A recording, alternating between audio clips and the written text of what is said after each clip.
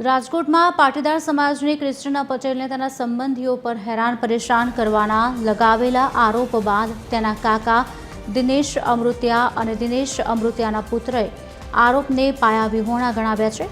Christina પટેલના કાકા દિનેશ અમૃતિયાએ કહ્યું, મારા ભાઈની પત્ની અને પુત્રી છેલ્લા 14 વર્ષથી અલગ હતા।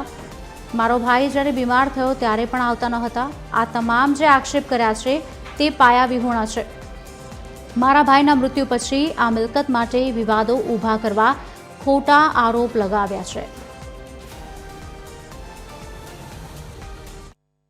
Social media influencer Christina Patel દ્વારા પોતાના કૌટુંબિક ભાઈ અને કાકા ઉપર આક્ષેપ કરવામાં આવ્યો છે કે તેમની મિલકત પચાવી પાડી છે અને તેમને ધાક ધમકી પણ આપી રહ્યા છે। તેમના ભાઈ જે આપણી સાથે જ જોડાયા છે તેમની પાસેથી જ આખી સમગ્ર હકીકત જાણવાની વાત કરી। શું આખી સમગ્ર હકીકત શું છે?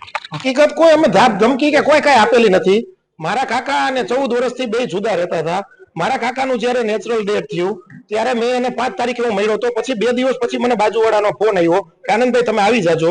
એટલે મને મારા કાકાના હિસાબે કુટુંબિક રીતે મારે જ જવું પડે। એટલે હું જઈ એટલે ત્યારે ડોક્ટરને મેં બોલાવ્યો, એટલે ડેટ હતું એટલે મેં સીધી 108 ને ફોન કર્યો, સિવિલ ગયા। પછી મને આ પ્રોબ્લેમના હિસાબે ખબર હતી એટલે મેં પીએમ રિપોર્ટ કરાવ્યો કે આ મારા કાકાનું કેમ ડેથ થયું, એટલે પીએમ રિપોર્ટ આવી ગયો છે।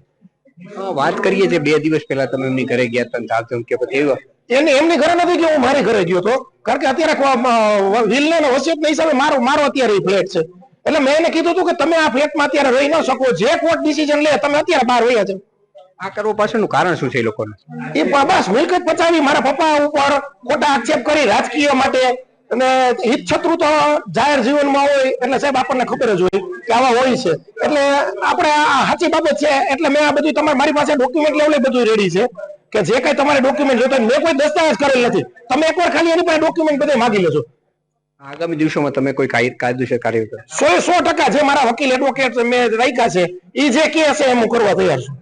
તો આ હતા ક્રિસ્ટીના ભાઈ જે કહી રહ્યા છે કે હું આગામી દિવસોમાં યોગ્ય કાર્યવાહી કરીશ અને જે બેન બદનામ કરવા માંગે છે તેની સામે પણ કાર્યવાહી કરીશ। કેમેરામેન રવિ ચાવડા સાથે રવિ મોટવાણી, TV13 રાજકોટ।